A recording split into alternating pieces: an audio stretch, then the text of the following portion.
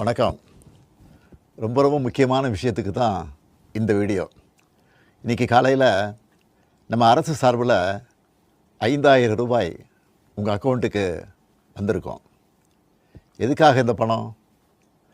நாங்கள் ஆட்சி பொறுப்பேற்றப்போ கொரோனா உச்சத்தில் இருந்துச்சு.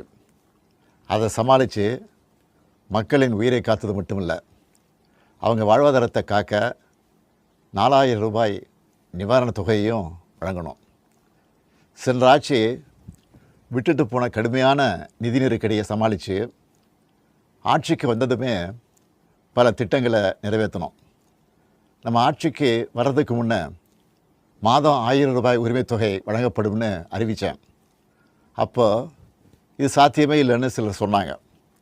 ஆனாலும் நிதி நெருக்கடியை சமாளித்து ஒன்றிய அரசினுடைய ஓரவஞ்சனையை மீறி கடந்த 2023ஆம் ஆண்டு செப்டம்பர் மாதம் முதல் கலைஞர் மகளிர் உரிமை திட்டத்தை வெற்றிகரமாக செயல்படுத்திட்டு வரோம். முதல்ல 1,13,00,000 மகளிருக்கு பயனளித்த இந்த திட்டம் அண்மையில் அது விரிவுபடுத்தப்பட்டு இப்போ 1,31,00,000 குடும்பத் தலைவிகள் பயன்பெற்று வராங்க. இது வெறும் நிதி உதவி இல்லை, சமூகத்தில் பெண்கள் ஆற்றும் பங்களிப்பை அங்கீகரிப்பதற்காக கொடுக்கப்படுகிற உரிமை தொகை. இந்த தொகையை வச்சு அன்றாட வீட்டு செலவுகள், குடும்பத்தில் ஏற்படும் மருத்துவ செலவுகள், குழந்தைகளுக்கான கல்வி செலவுகள் என பல அத்தியாவசிய செலவுகளை மகளிர் தாங்களே நிறைவு செய்ய இந்த திட்டம் வழிவகுத்துச்சு. அதனால தான் ஒவ்வொரு மாதமும் 15ஆம் தேதி என்பது ஒவ்வொரு குடும்பத் தலைவியும் ஆவலோடு எதிர்பார்க்கிற நாளாக அமைஞ்சிருக்கு. இவ்வளவு சிறப்பு வாய்ந்த இந்த திட்டத்தை மற்ற மாநிலங்களும் பின்பற்றி வராங்க.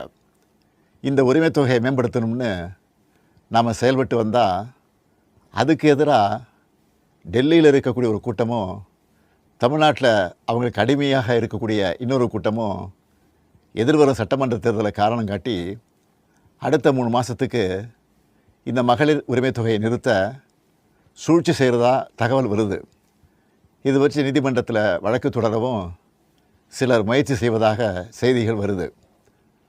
1,31,00,000 மகளிர் உழைப்பை அங்கீகரிக்கிற இந்த திட்டத்தை 3 மாதம் நிறுத்தி வச்சா நீங்கள் எவ்வளவு சிரமங்களுக்கு ஆளாவீங்கன்னு உங்கள் வீட்டில் ஒருத்தனா இருக்கக்கூடிய எனக்கு நல்லா தெரியும்.